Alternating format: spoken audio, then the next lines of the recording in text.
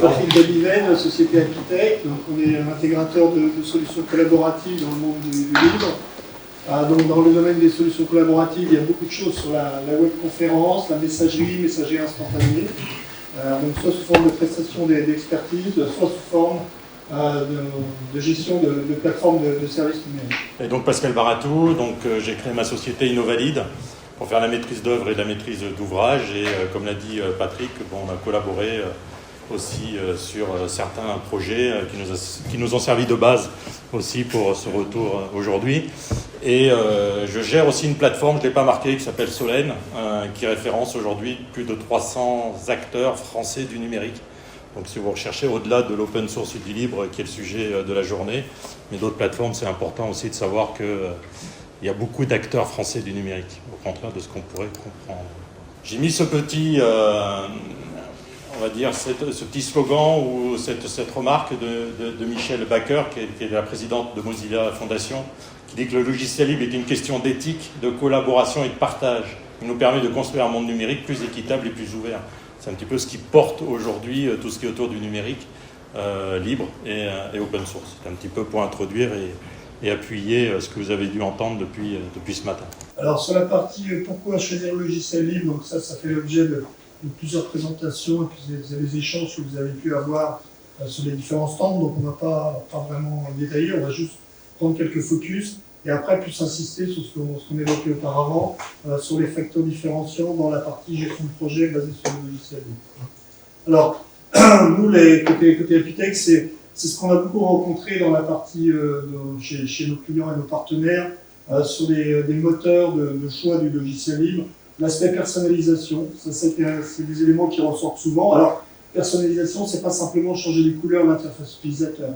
Ça peut être personnaliser certaines fonctionnalités aussi, personnaliser certaines intégrations, mais aussi personnaliser un modèle économique. C'est-à-dire que dans le respect des différentes licences qui existent, on peut offrir, dans le cadre de plateformes de services numériques, un modèle de prix dimensionné par rapport aux attentes du client et pas être dans une licence par l'utilisateur et par mois. Donc on a une plus grande souplesse, même dans le choix des modèles économiques. Bon, l'indépendance, souveraineté numérique, ça c'est vraiment le facteur dominant et un critère important, surtout pour les acteurs publics en France. Donc nous, on travaille avec des ministères. L'année dernière, on a fait la présentation sur la webconférence de l'État avec Jitsi, avec des personnes du ministère de l'écologie. Donc ça, c'était une plateforme pour 1 million d'agents de services de l'État. Et là, au niveau de la direction numérique de l'État, c'est vrai que le facteur de souveraineté numérique, il est essentiel dans leurs décisions d'investissement. C'est pas forcément un critère qu'on retrouve chez tout le monde. En France, dans le secteur privé, par exemple, on ne l'a pas nous rencontré. Et même à l'étranger, dans notre prospection internationale, le critère de souveraineté numérique, pour l'instant, c'est pas encore un vecteur. Des personnes qu'on a rencontrées. L'aspect engagement et l'aspect maturité, c'est vrai que le choix du logiciel libre, c'est pas un choix qu'on doit faire simplement en se disant libre égale gratuit et je vais m'en sortir économiquement. Ça peut être un des moteurs qui fait qu'on s'y intéresse, mais en fait, ça marche pas. Bon, ça c'est quelques points un peu que je vais pas détailler. Un des points caractéristiques, nous, qu'on a trouvé sur les projets de logiciel libre, c'est l'aspect management et l'aspect confiance. C'est-à-dire que le DSI qui s'engage dans une démarche de logiciel libre, d'une certaine façon, il doit être supporté par sa direction, sinon ça peut être compliqué. Il y a l'aspect accompagnement des utilisateurs. Donc là, sur le stand, il y avait des sociétés de formation qui insistaient bien sur ces sujets-là. Et d'un point de vue fournisseur, ça veut dire qu'il faut aussi établir une certaine confiance, il faut aussi avoir une confiance dans ces équipes techniques.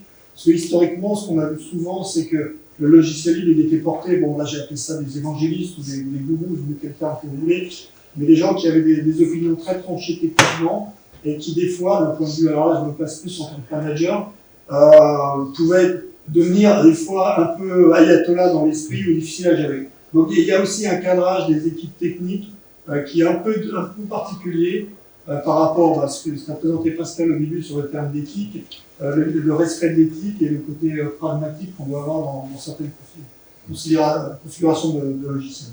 Et pour ajouter ce qu'on voit souvent en discutant avec les DSI, Oui, je ne vais pas m'embêter, je vais prendre nos amis les GAFAM, comme ça si ça ne marche pas, ce n'est pas de ma faute, tout le monde l'utilise. Et c'est vrai, ce que dit Patrick, c'est-à-dire que il faut que ça soit un choix d'entreprise aussi, souvent, d'utiliser une solution alternative, mais ce n'est même pas trop spécifique au logiciel libre, ça peut être n'importe quelle autre solution. C'est un engagement plus fort de l'entreprise de prendre ses responsabilités. Parce que quelque part, de prendre des GAFAM, c'est je me déresponsabilise. C'est pas moi, c'est l'autre. Et je suis tranquille, je paye mes licences tous les mois et normalement ça doit fonctionner. Et si ça ne fonctionne pas, c'est surtout pas de ma faute. Et ce qui peut importer, et ce qui peut avoir des impacts importants au niveau du business de l'entreprise, parce que je ne prends pas la mesure de la problématique. Et le numérique, c'est partout. Ce qu'il faut savoir, c'est que dès que j'ai un problème numérique dans mon entreprise, mon chiffre d'affaires est directement impacté. Et une entreprise, elle est là pour faire du chiffre d'affaires, donc j'ai un impact direct. Sinon, il ne faut pas éviter de se défausser. Donc une entreprise qui prend la responsabilité et prend l'engagement de faire différemment, c'est une entreprise qui va plus loin dans ses missions et qui va engager beaucoup plus ses équipes et qui va engager, bien sûr, beaucoup plus l'intégrateur qui va l'aider à répondre à ses besoins. D'où, effectivement, l'engagement de la direction, la confiance, etc. et l'accompagnement qui va se faire beaucoup plus profondément. C'est pareil, je prends Microsoft Office, je suis censé, normalement, tout le monde connaît Office, tout le monde connaît Outlook, et donc j'embauche, je ne vérifie pas, je me retrouve avec des utilisateurs qui ne savent pas forcément l'utiliser. Si j'utilise une autre solution, je vais faire un effort supplémentaire de formation, et du coup, je vais avoir des personnes qui vont être plus performantes à la fin, parce qu'elles ont été vraiment formées. Ça, c'est ce qu'on peut voir globalement lors des projets au sein des entreprises. Alors ça, c'est un autre point qu'on voulait mettre en avant. C'est la relation avec les communautés et de dire qu'en fait, la relation n'est pas homogène. C'est-à-dire que chaque communauté a plus ou moins son modèle de gouvernance et son modèle économique, parce que le modèle économique, plusieurs des communautés, et qu'en fait, dans le choix d'un logiciel libre, c'est le choix d'un logiciel en tant que tel avec ses fonctionnalités, mais c'est aussi le choix d'un mode de collaboration avec une certaine communauté. Là, quelques exemples que j'ai pris, moi, Rocket Chat, donc c'est de la messagerie instantanée, Jitsi, c'est de la webconférence, et Weekend, c'est l'équivalent d'un Trello. Le modèle économique de la communauté Rocket Chat, c'est une version communautaire, une version commerciale. Et au fil du temps, des fonctionnalités qui étaient librement disponibles dans la version communautaire deviennent soit verrouillées, soit non disponibles, etc. C'est-à-dire que nous, en tant qu'intégrateur, on est amené à les réactiver, et tout est fait par la société qui porte ces deux versions, pour essayer progressivement de faire basculer ces utilisateurs vers la version commerciale. Donc là, en tant qu'intégrateur, on a un vrai travail, le passage de la version 4, d'une version 5 à la version 6. Les fonctionnalités de notification d'état de présence, absent, présent, disponible, elles avaient disparu dès l'instant qu'il y avait plus de 200 utilisateurs connectés. Et donc ça, c'est pas dans l'esprit. Jitsi, c'est un peu différent. Il y a une version communautaire et ils ont un service commercial, une plateforme opérée, JAS, Jitsi a de service. Et eux, leur modèle économique, c'est de dire, on a eu des discussions avec lui il n'y a pas longtemps, en cette période, comme il dit, où l'argent facile est de moins en moins disponible, c'est comment la version communautaire pourrait contribuer au financement de son service. Donc, les communautés ont aussi un modèle de gouvernance et un modèle économique. Et donc ça, c'est un point. Weekend, c'est un peu différent, c'est plus sur le mode artisanal, payez-moi des extensions et ci et ça. Mais ça, c'est important dans le cadre de votre projet de bien comprendre quel est le modèle de gouvernance de la communauté. Alors l'aspect sur les licences, on va pas détailler, mais ça c'est aussi un point de vigilance important sur la nature de la licence qui est des outils que vous utilisez, savoir exactement ce à quoi ça vous engage et dans quel cas vous allez. Donc ce point, c'est un des points qui est différent par rapport à un projet basé sur des logiciels commerciaux, c'est vraiment cette notion de relation avec les communautés et de voir que ce n'est pas forcément des relations homogènes, parce que chaque communauté a un peu de fonctionnement. C'est vraiment important, et ça on va le voir là, dans la gestion de projet en amont, de bien comprendre ça aussi, parce que ça peut avoir un impact sur le projet, tant au niveau effectivement les relations, c'est quand il y a un bug, comment je fais, quand c'est une solution propriétaire, j'appelle l'éditeur, j'ai payé ma maintenance, j'ai acheté mes licences, il se doit de répondre et de corriger les bugs. Avec les logiciels libres, en fonction de la communauté, le chemin pour y parvenir est sûrement différent. Et c'est là où l'intégrateur, lui, va jouer ce rôle-là, parce que sinon, en tant que moi, client, c'est compliqué de connaître toutes les ficelles, etc. Et l'intégrateur, donc du coup, je passe quelque part un contrat avec l'éditeur, et c'est l'intégrateur, et c'est l'intégrateur qui va se faire le relais avec ses communautés. Donc ça, c'est important. Et pareil, au niveau des licences, ça peut être très structurant en termes de projet. On discutait avec un éditeur d'une solution, Et un client n'a pas pu prendre sa solution libre parce qu'il ne souhaitait pas, par ailleurs, mettre à disposition les futurs développements qu'il allait faire. Donc voilà, c'est quand même assez structurant. C'est libre, mais on ne fait pas tout ce qu'on veut, comme on veut, et au moment où on le veut. Donc justement, ça fait le lien donc, avec la gestion de projet. Donc on va avoir 3 points qui étaient annoncés. L'organisation, quel est l'impact sur l'organisation? Justement, on en a déjà un petit peu parlé sur les communautés, donc la gestion avec les communautés, mais aussi d'un point de vue technologique. Alors je rassure, on ne va pas rentrer dans les points hyper techniques, mais c'est aussi quand même important. Donc en termes d'organisation, il y a la flexibilité organisationnelle. Donc c'est la flexibilité tant en amont chez le client, du choix et de comment je vais m'organiser, bien choisir son intégrateur, mais aussi des choix de logiciels que je vais faire, qui va avoir un impact sur mon organisation et la façon dont je vais mener le projet. Donc c'est quelque chose qu'il faut bien que je définisse en amont, c'est comment je vais travailler, avec qui et comment. Donc il peut y avoir aussi des mixtes, on a travaillé avec Patrick, où il souhaitait avoir effectivement des choses qui sont faites par l'intégrateur, mais une équipe aussi en interne qui va venir compléter. Donc c'est un travail collaboratif entre l'interne et l'intégrateur, avec bien sûr éventuellement des communautés par la suite. Donc ça permet d'être beaucoup plus souple plutôt que de prendre une solution purement propriétaire où là je ne fais pas grand-chose, simplement de payer ma licence et d'avancer. Je parle en termes d'implémentation, où tu en as parlé aussi au niveau de Tracim, voilà, donc c'est vraiment des choses importantes. L'indépendance des éditeurs et des intégrateurs, donc là j'ai un choix beaucoup plus large. Si je prends du Microsoft, bon, j'ai un choix d'éditeur, mais ça reste quand même assez limité, et surtout je veux rester assez lié avec ces éditeurs ou ces intégrateurs-là. Donc là, comme c'est de l'open source ou du libre, effectivement, si je prends un intégrateur et je m'aperçois que ça ne se passe pas si bien que ça, j'ai toujours le choix d'en prendre un autre, puisque le logiciel, il est connu de tous. D'accord ? Donc ça, c'est très important. Et puis, la gestion de projets collaboratifs.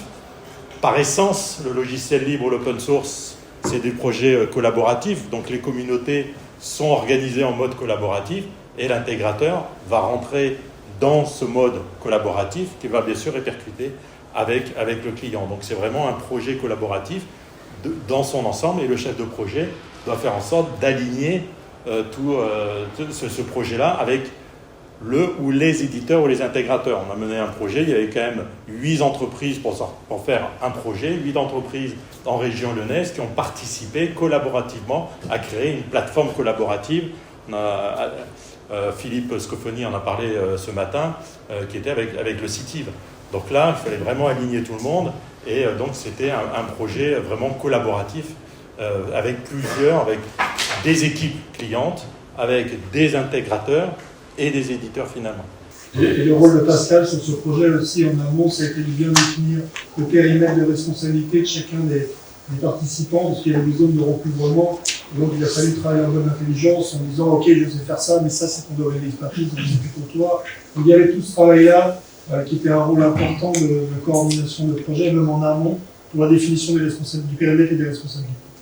Parce que globalement, on a travaillé avec plusieurs intégrateurs, il y a plusieurs intégrateurs qui étaient capables de porter l'ensemble du projet, mais ce n'était pas le projet du client, il en voulait plusieurs, pour justement plutôt aller prendre les spécificités là où l'intégrateur était plus expert et de travailler avec les autres. Donc, et du coup, il y avait pas mal de ponts aussi, en disant, bah, tiens, j'ai tel souci, que ça t'entend, ah bah oui, je l'ai eu chez un autre client, même si c'était pas dans ce domaine réel pour lequel il a été pris, mais il y a pas mal d'échanges qui se sont faits et ça a permis d'avancer beaucoup plus vite dans le projet. Communauté, c'est pareil, Patrick en a parlé, donc le support communautaire, on va pas refaire, les logiciels libres et l'open source sont généralement faits par des communautés et ça fait souvent peur aux entreprises. Ils disent oui, mais moi d'habitude je prends mon téléphone, j'ai un interlocuteur en face, si j'ai un problème je l'appelle. Alors, c'est une communauté, on me dit qu'il faut aller sur les forums, etc. pour trouver, c'est pas mon truc, c'est pas mon job et j'en veux pas, donc ça c'est le rôle de l'intégrateur qui va jouer ça. Donc du coup, l'intégrateur devient le point de contact du client et c'est lui, l'intégrateur, par ses compétences et ses connaissances, qui va jouer ce rôle avec les différentes communautés. Mais qui va pouvoir aussi consulter les communautés en cas de problème. Donc on va renforcer aussi ce support-là. Et puis le partage des bonnes pratiques. Il y a des pratiques qui sont mises en place. Damien en a parlé, GitHub, etc. Donc il y a des pratiques qui sont mises en place.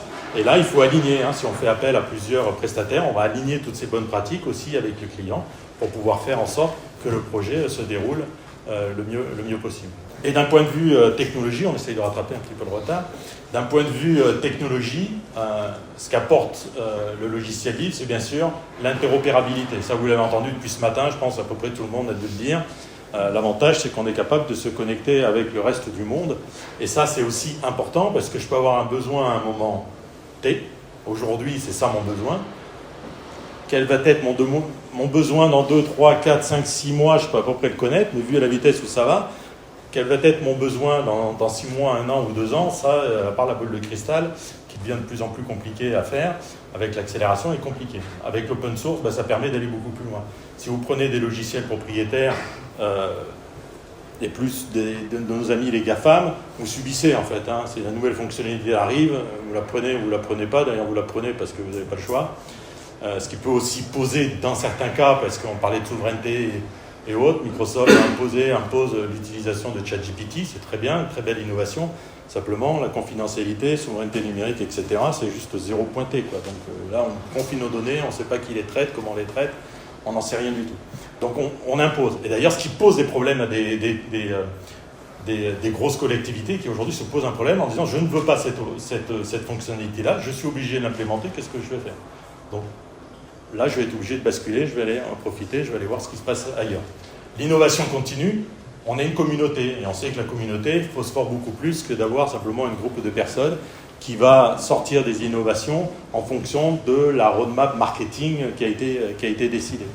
Donc là, c'est quelque chose qui foisonne beaucoup plus, et on l'a vu aussi sur différents projets, le fait d'avoir aussi travaillé à plusieurs, ça permet de remonter les expériences des uns, des autres, et aussi d'alimenter les produits.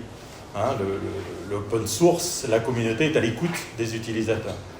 L'utilisateur peut avoir un impact réel sur le développement de certaines fonctionnalités qui va être après retenu ou pas par la communauté pour pouvoir implémenter le produit par la suite. Mais en tout cas, si j'ai envie de faire quelque chose, je peux le faire. Et c'est ça aussi toute l'importance que ça peut apporter. Personnalisation, adaptation, Patrick en a parlé. Je peux aller très loin dans la personnalisation. Mais la personnalisation, attention, si je prends un développeur stagiaire dans mon entreprise, s'il part ou s'il ne le fait pas très bien, quid de cette personnalisation? Donc, d'où l'importance, effectivement, passer par un intégrateur qui va lui intégrer cette nouvelle, va faire cette personnalisation-là, et surtout va la prendre et va la mettre à disposition de la communauté, qui va pouvoir se l'approprier, ce qui va la rendre pérenne dans le temps. Et c'est ça aussi qui est extrêmement important, c'est pas simplement de résoudre un problème à un instant T, c'est quid un peu plus tard. Ce que je dis toujours, je préfère souvent avoir un client mécontent au début et content après que l'inverse. Donc il faut bien travailler ça. Quel est ton besoin? Pourquoi tu en as besoin? Ok, très bien. Ça va être un peu plus long que de prendre un développeur qui va faire ça dans son coin, un moment sur le coin de table, mais on confie à un intégrateur qui va faire ça suivant les règles de l'art et qui ensuite va le proposer à la communauté pour qu'elle soit éventuellement intégrée. Transparence et confiance, c'est la base de l'open source des logiciels libres. Je dis tout le monde, à partir du moment où on a certaines compétences pour lire le code, mais le code est disponible, on voit ce que c'est. Au contraire d'autres solutions, où là, on achète une boîte noire, et puis si ça marche tant mieux, si ça marche pas tant pis.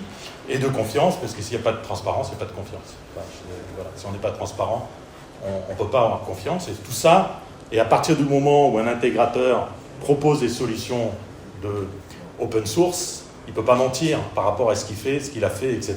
Parce que même lui, ce qu'il fait, il est obligé de le montrer à la communauté. Donc là, il y a une transparence et une confiance qui se fait.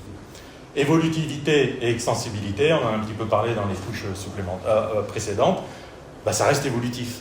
Ça évolue tout le temps parce que justement, c'est une communauté. Il n'y a pas à un moment donné en se disant, tiens, la société a décidé à un moment donné, j'allais à gauche, pour des raisons X ou Y de business, je vais sur la droite, et je me retrouve au milieu du gué où la société a été rachetée, le produit s'arrête, etc.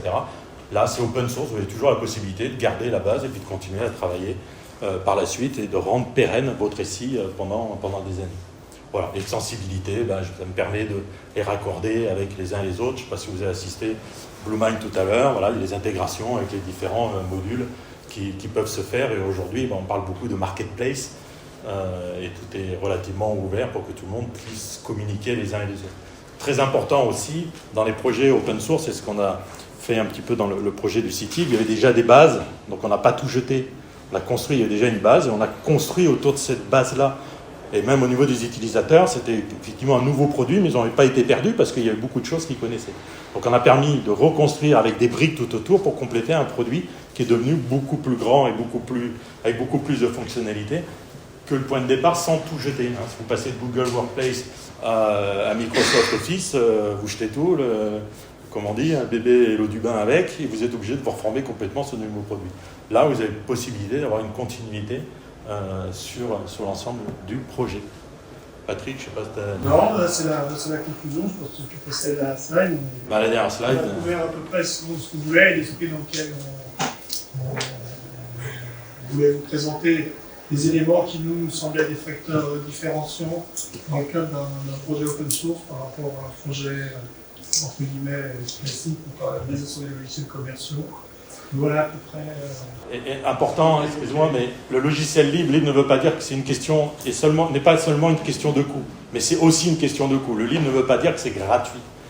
Bien sûr, vous pouvez télécharger des logiciels gratuitement, bien sûr, c'est mis à disposition gratuitement, mais il y a quand même des communautés qui travaillent, et donc on se doit de participer au développement de ces fonctionnalités-là. Donc après, par contre, c'est libre à vous de choisir comment vous voulez participer.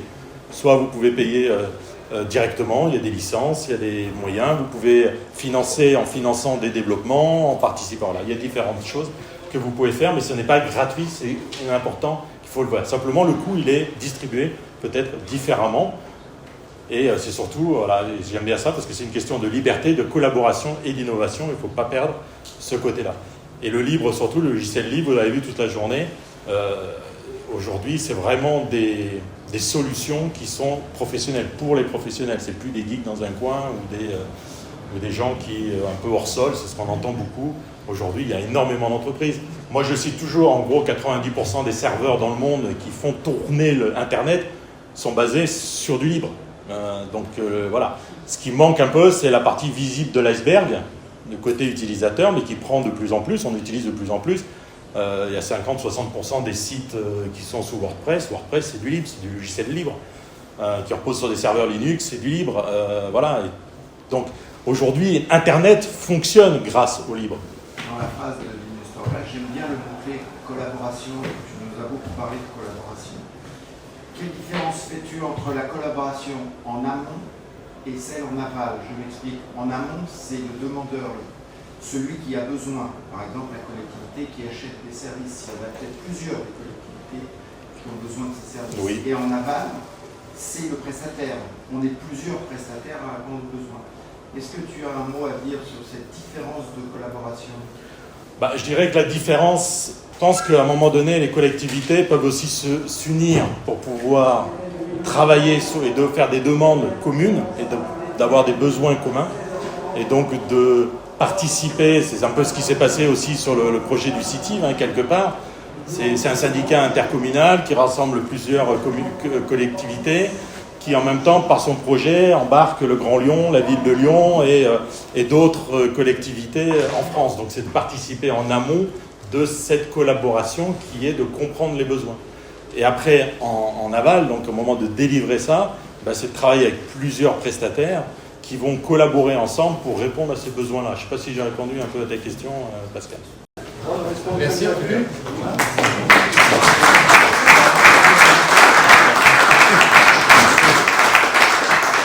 C'est le plus important.